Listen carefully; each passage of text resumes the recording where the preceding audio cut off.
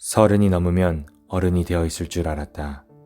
삶에는 일과 현실, 인간관계, 결혼, 꿈이라는 책임만 늘어나고 여러 고민이 따라다닌다. 그런데 마흔이 되어서도 어른이라고 하기에는 아직 어리고 젊다고 하기에는 이미 나이든 어른이 되었다. 어쩌다 보니 나이든 어른이다. 이 책은 바로 30대를 맞이한 당신에게 가슴 뛰는 액션 플랜을 제공하기 위해 출간되었다. 당신보다 먼저 30대를 빛나는 발걸음으로 통과한 선배들의 울림 깊은 메시지들을 담고 있다. 30대에 알지 못하면, 깨닫지 못하면, 이루지 못하면 평생 후회하는 일들에 대해 보석 같은 조언들을 담고 있다. 이 책의 효용을 단 한 문장으로 요약하자면 다음과 같다. 지금 당장 시작하라. 책찬TV가 두 번째로 읽을 책은 30과 40 사이라는 책입니다. 이 책에서는 30대부터 인생의 진검승부가 펼쳐진다라고 말하고 있습니다. 먼저 30대의 강을 건너갔던 사람들이 30대의 강을 건너고 있는 사람들과 앞으로 건너갈 사람들에게 더 나은 방향으로 갈 수 있도록 가이드라인을 그려주는 책입니다. 저 또한 강을 건너고 있는 사람으로서 책찬TV 여러분들께 이 책을 읽어드립니다. 그럼 시작하겠습니다. 과거에게 먹이를 주지 마라. 고민과 걱정은 언제나 과거지향적이다. 과거지향적인 사람은 몸도 마음도 늘 뒷걸음질 친다. 그리고 모든 뒷걸음은 후회와 상처를 남긴다. 뒷걸음질 치지 않는 방법은 단 한 가지다. 즉, 과거와의 결별이다. 나 또한 30즈음에 좀 더 잘할 수 있었지만 그렇게 하지 못했던 일들에 대한 후회와 상처에 발목을 잡혀 있었다. 비유하자면 지금 알고 있는 것을 그때도 알았더라면 과 같은 생각에 사로잡혀 한 발자국도 앞으로 나아가지 못하고 있었다. 별반 기대 없이 들어간 직장에서 별반 기대 없는 날들을 심드렁하게 맞이하며 하루하루를 연명했다. 좀 더 열심히 공부했었더라면, 좀 더 영리하게 사람을 사귀었더라면, 세상의 변화를 좀 더 일찍 깨달았다면, 좀 더 넓은 세상을 여행했더라면. 그러던 어느 날 40대 초반에 대기업 이사로 파격 승진한 학교 선배를 만났다. 그는 그를 알고 있는 모든 사람의 선망의 대상이었다. 나는 그에게 당시 내가 겪고 있었던 30즈음의 무미건조함과 앞이 보이지 않는 고민에 대해 털어놓았다. 그러자 그는 빙긋 웃으며 다음과 같은 말을 들려주었다. 내가 30대를 후회 없이 보낼 수 있었던 건 단 하나의 메시지 때문이었네. 그건 바로 과거에게 먹이를 주지 말아였네. 과거는 그 누구도 되돌릴 수 없지. 그럼에도 과거에 자꾸 먹이를 주면 미래를 키울 양식이 바닥나고 만다네. 그의 말을 듣는 순간 나는 찬물 한 바가지를 머리에 뒤집어 쓴 느낌이었다. 정신이 번쩍 났다. 그렇다. 과거는 그 누구도 되돌릴 수 없다. 되돌릴 수 없는 과거에 먹이를 주어 자꾸만 그 몸통의 굵기를 불리는 건 아무런 의미와 가치가 없는 일이다. 그는 또한 다음과 같이 덧붙였다. 하지만 막상 과거에 먹이를 주지 않기란 쉽지 않은 일이지. 후회는 언제나 예측할 수 없는 파도처럼 불쑥불쑥 우리의 인생을 덮치기에 마련이니까. 그럴 때에는 다음과 같이 하면 효과적이라네. 즉, 생각을 멈추는 것일세. 물론 이 또한 결코 쉽지 않지. 나도 처음에는 생각을 멈추지 못해 몇 시간이고 무의식적으로 과거에 젖어 있곤 했으니까. 하지만 방법은 그뿐이라네. 아주 사소한 일일지라도 지금 당면한 일에 정신을 온통 집중해 보게나. 청소를 한다거나 설거지를 할 때도 아주 최선을 다해 그 일에 집중하게. 그러면 생각할 겨를이 없어지고 시간을 매우 알차게 활용했다는 느낌이 들 거야. 바로 그 느낌이 중요하네. 그 느낌을 지속적으로 유지하는 훈련을 반복하면 결코 과거에 먹이를 주는 일 따위는 하지 않게 될 걸세. 과거에게 먹이를 주는 생각을 그만둔 후 나의 30대는 거짓말처럼 달라졌다. 하루하루가 소중했고 잠자리에 들면 유쾌하고 행복한 피로가 엄습하면서 숙면을 취할 수 있었다. 해야 할 일이 산더미인데 되돌릴 수 없는 과거로 뒷걸음질 치면 산더미는 결코 넘을 수 없는 높이로 자라난다. 지금도 나는 과거의 후회가 떠오르면 그 즉시 멈춰서서 나 자신에게 큰 소리로 명령을 하곤 한다. 멈춰. 스톱. 상처는 저절로 아물게 마련이다. 우리에게 필요한 치유는 오늘 그리고 내일이다. 어떤 경우에도 결코 과거에게 먹이를 주지 마라. 일상을 철저하게 정돈하라. 언젠가 한 기업에 강연을 하러 갔을 때의 일이다. 유명한 화장품 회사였던 만큼 강연장에는 30대, 40대 여성 직원들로 상황을 이루었다. 맨 앞줄에는 초고속 승진 가도를 달리며 30대 후반의 회사 임원이 된 여성의 모습도 눈에 띄었다. 그녀가 바로 나를 강사로 초청한 장본인이었다. 나는 그녀에게 살포시 미소를 지으며 질문을 던졌다. 안녕하세요, 이사님. 지금 이곳엔 이사님처럼 탁월한 프로페셔널이 되기 위해 불철주야 노력하는 젊은 여성분들이 참석해 있군요. 강연을 시작하기에 앞서 이분들에게 조언 한 말씀 해주신다면요. 그러자 그녀는 살포시 미소를 지으며 잠시 생각에 잠긴 후 입을 열었다. 딱히 뭐라 드릴 말씀은 없네요. 열심히 하다 보면 기회가 생기기 마련입니다. 굳이 한 가지 제 경험을 말씀드리자면 철저한 정리정돈 습관을 갖는 게 중요한 것 같아요. 언제 봐도 깔끔한 사람에게 세상은 더 신뢰와 호감을 가지니까요. 그렇다. 마음의 평온과 삶의 선순환을 도모하는 첫걸음은 주변의 일상을 잘 정리하는 것이다. 예를 들어 방이나 책상 등을 지저분하게 방치하거나 체납된 수도와 가스요금 등의 독촉장이 쌓여있는 상황에서는 그 어떤 일도 안정적으로 해낼 수 없다. 이는 매우 사소해 보이지만 당신의 삶을 좀먹는 벌레와도 같다는 사실을 명심하라. 기본적인 이식주 생활이 복잡다단하면 게으름과 체념을 익숙하게 받아들이고 거기에 젖어 한 발자국도 나아가지 못하고 만다.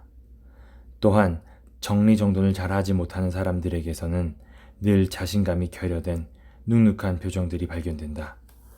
산뜻한 희망이 내려앉을 곳이 없는 얼굴 말이다. 장밋빛 미래를 꿈꾸고자 한다면 이 꿈을 방해하는 주변의 작은 걱정거리부터 철저하게 색출하자. 그리고 그것을 노트에 적어보자. 세탁물 찾아오기, 동생의 생일 선물 고르기, 조만간 술 한잔 하자고 약속했던 친구와 구체적인 날짜와 시간 정하기 등등. 이 같은 일들은 미룬다고 해서 결코 사라지지 않는다.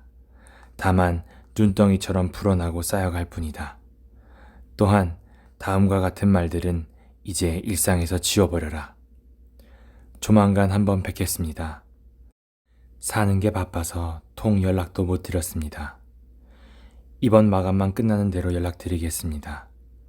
이번 주는 힘들고 다음 주 중으로 한번 찾아가겠습니다. 수요일 내로 보고 드리겠습니다. 빠르게 추진해 보겠습니다.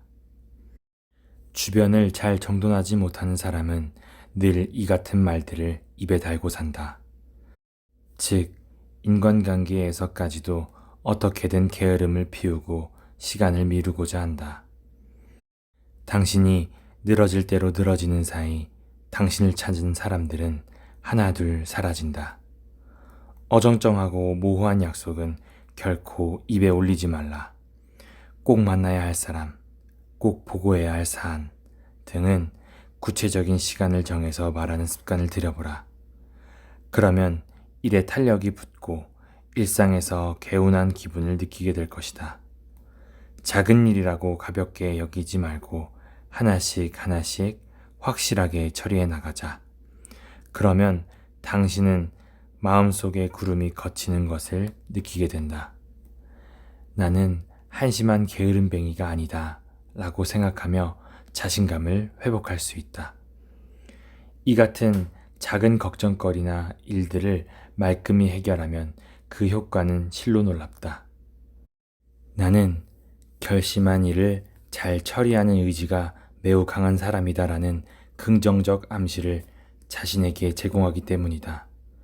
나는 게으르고 한심한 인간이다 라고 자책하는 것과 반대로 나는 결심한 일을 잘 처리하는 의지가 강한 사람이다 라고 자신을 갖는 것 중에서 어느 쪽이 좋을까? 게다가 이 두 차이를 만드는 것은 방을 정리하거나 광열비를 내는 것과 같은 사소한 행동들이다. 이는 비용 대비 효과가 엄청나게 큰 유익한 행동이라는 것을 유념해야 한다. 당신도 주변의 아주 작은 일부터 꼭 시작하길 바란다. 그리고 매일 걱정거리 리스트를 찾아내서 하나씩 하나씩 우선순위를 정해 처리해보자. 눈코 뜰 새 없는 30대에 이는 상상 이상의 커다란 성과와 에너지를 가져다 줄 것이다. 소신과 자존심으로 똘똘 뭉쳐라. 우리는 나이 들수록 타인에게 자신의 인생을 지배당하고 만다. 대체 누가 내 인생을 지배하느냐고 묻겠지만 주변 세상을 한번 쓱 둘러보는 것만으로도 당신의 인생을 지배하려 드는 것들을 쉽게 찾을 수 있다. 우리 인생을 침해하는 가장 큰 주범은 타인의 평가와 그에 따른 두려움이다. 사람들은 하루에도 수십 번 내가 남에게 어떻게 보이는지, 남성 혹은 여성으로서 매력이 있는지 없는지, 내가 괜찮은 사람인지 아닌지 등을 고민한다. TV나 잡지의 상업 광고에서 눈을 떼지 못하는 건 역시 타인으로부터 부정적인 평가를 받고 싶지 않다는 두려움 때문이다. 광고는 지금 당신이 가진 것은 무엇인지, 아직도 이것을 모르고 살고 있을지를 끊임없이 물으며 소비자들의 불안감을 자극한다. 우리는 이 정도는 갖춘 사람으로 보여야 해 라는 두려움에 쫓겨 제품을 구매한다. 결국 나는 이 제품을 가졌다 라는 자기 만족은 나를 이 제품을 가진 사람으로 봐줄 것이다 라는 뜻으로 해석된다. 타인의 평가가 신경 쓰이는 사람은 절대적으로 자기 신뢰가 부족한 사람이다. 더불어 자신을 인정하는 자존심도 부족하다. 타인의 평가에 좌지우지되는 것은 그들에게 자신의 인생을 지배당하는 것이다. 타인에게 인생을 지배당하는 것은 가장 불행한 삶을 사는 것과 같다. 인간은 스스로를 바꿀 수는 있지만 타인이 바꾸는 것은 불가능하기 때문이다. 즉, 내 시선이 아닌 타인의 시선에 집착할수록 자신의 인생을 제어 불가능한 상태로 만드는 결과를 초래한다. 생살여탈권을 타인에게 양도한 것이다. 마치 자신의 심장을 향해 권총을 겨누고 상대방에게 돈을 주고 있는 것과 같은 말도 안 되는 모습이다. 나는 그런 인생이 정말 싫었다. 그래서 타인의 평가를 신경 쓰지 않기로 결심했다. 이를 위해 노력한 것은 자존심을 기르는 일이었다. 나는 자존심을 기르는 것은 곧 자신과의 약속을 지키는 것이라고 생각했다. 이것을 몇 번 반복하다 보니 자연스레 자존심이 길러지는 것이 느껴졌다. 자존심이 얼마나 중요한 것인지를 알려주는 일화가 있다.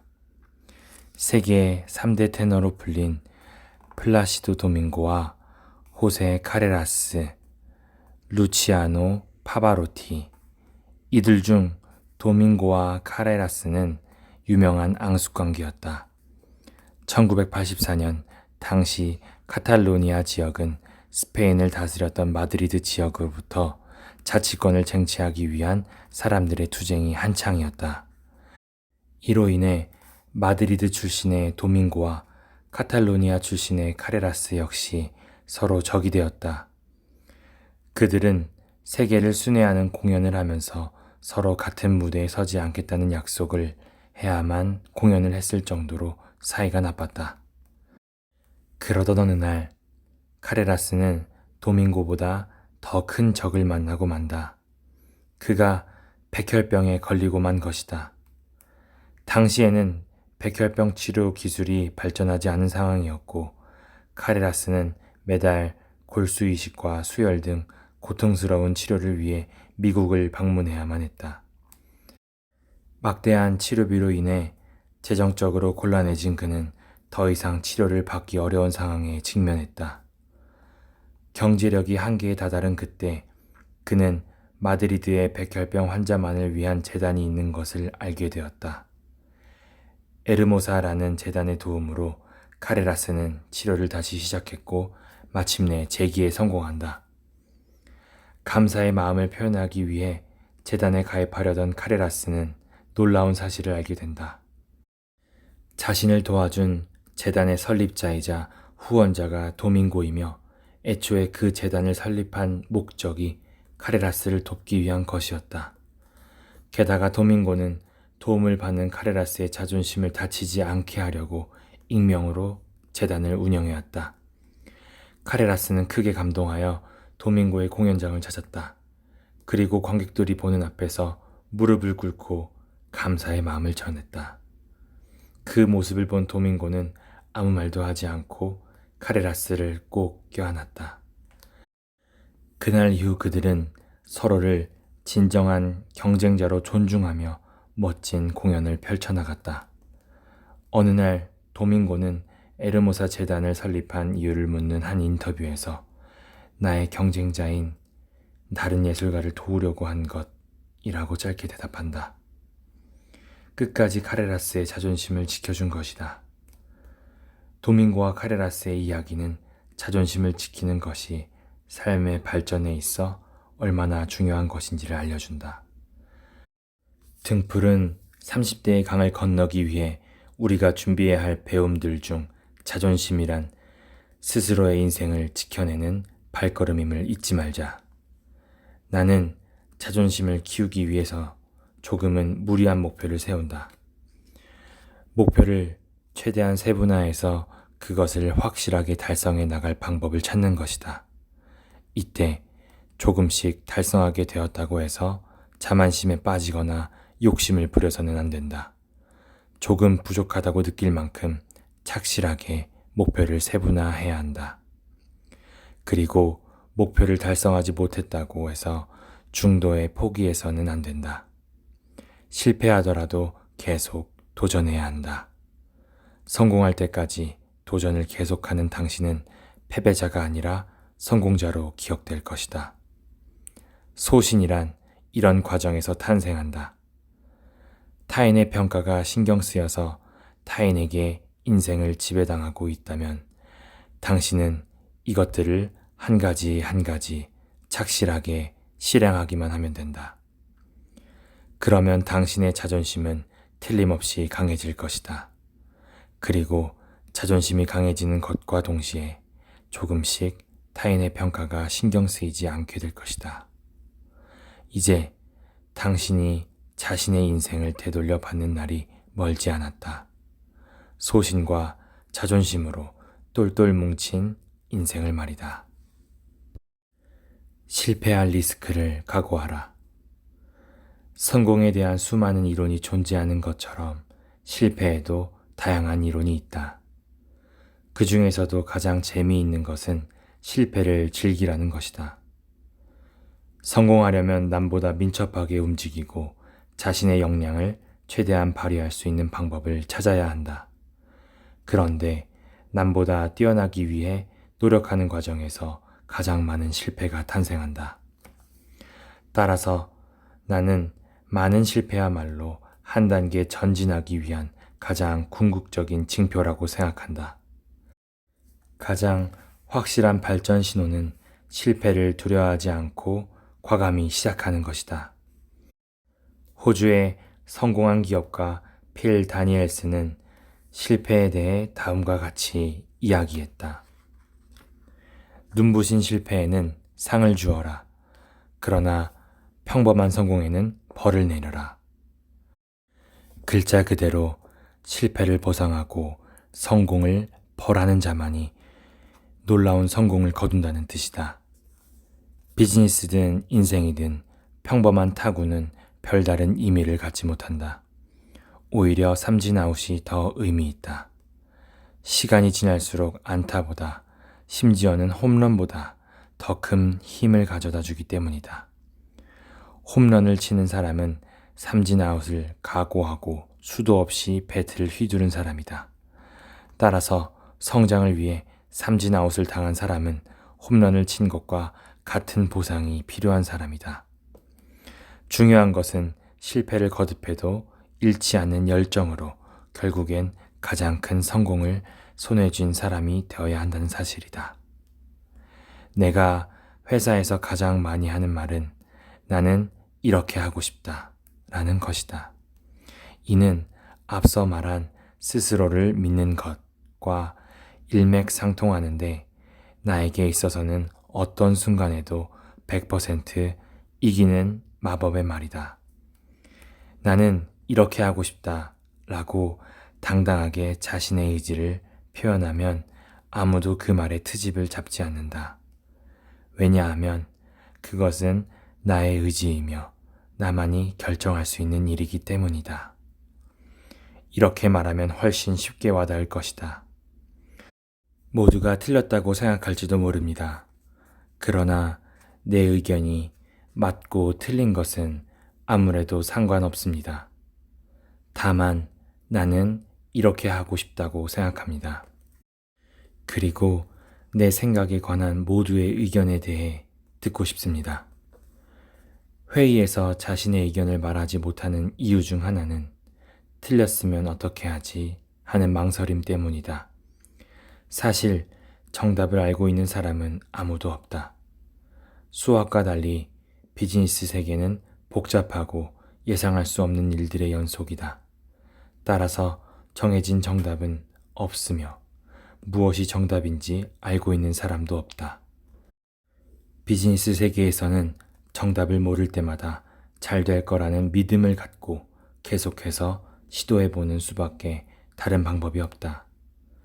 그때는 모두가 함께 정답을 찾으려고 해도 의미가 없다.